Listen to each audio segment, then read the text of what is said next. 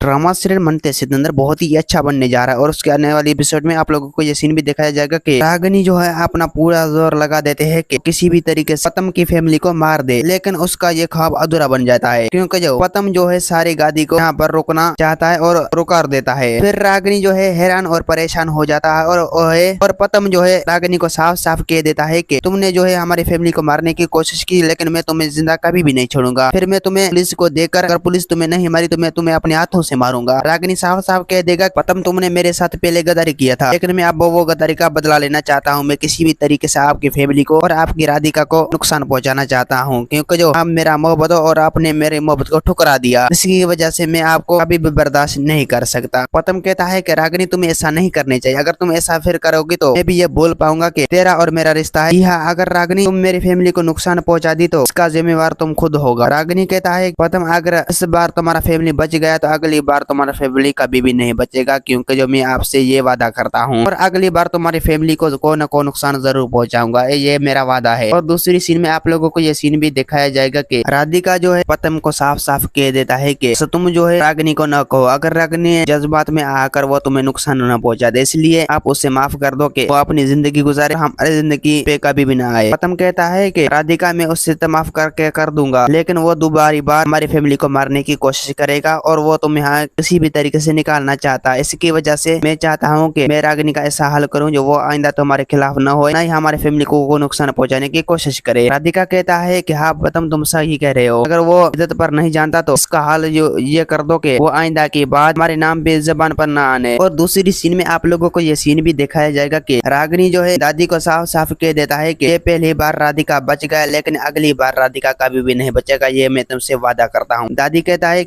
अगर तुम ऐसा किया तो पतम तुम्हें कभी भी जिंदा नहीं छोड़ेगा। दोस्तों उम्मीद है कि मेरा वीडियो आप लोगों की अच्छी लगी होगी। वीडियो अच्छी लगी तो वीडियो की लाइक और चैनल को सब्सक्राइब करना। खुदा हाफिज।